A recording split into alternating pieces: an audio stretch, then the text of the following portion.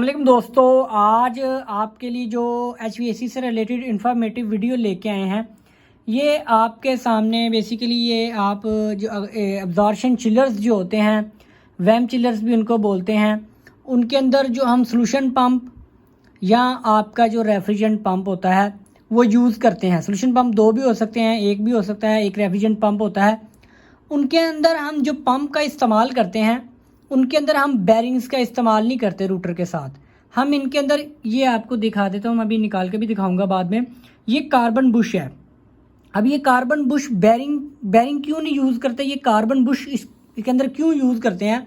आपको पता है कि जो सोल्यूशन होता है वो आपके पंप के अंदर रूटर में भी आता है सोल्यूशन, क्योंकि आपकी जो पंप होता है सोल्यूशन पंप या आपका रेफ्रिजरेंट पंप, उसके अंदर हम सोल्यूशन को जो पंप है उसको ठंडा करने के लिए सोल्यूशन की सर्कुलेशन करते हैं उसके अंदर।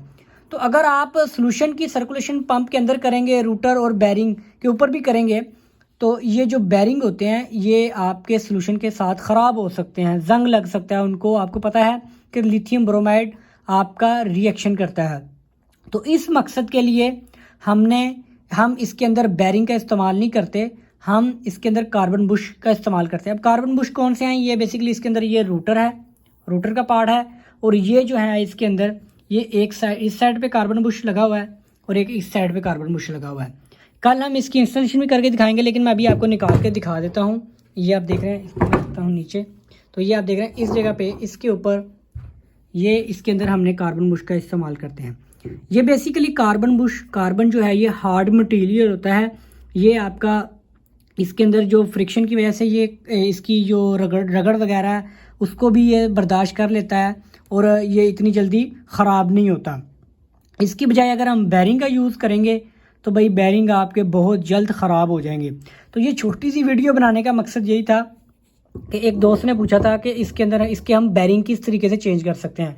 तो भाई सबसे पहली बात कि इसके अंदर आपके बैरिंग इस्तेमाल नहीं होते सोल्यूशन पंप के अंदर। इसके अंदर आपके ये कार्बन बुश यूज़ होते हैं। तो ये आप देख रहे हैं ये बिल्कुल फ्रीली इसके ऊपर घूम रहा है, और ये नीचे वाला बुश भी ये आप देख रहे हैं, ये हमारा रूटर फ्रीली इसके अंदर घूम रहा है।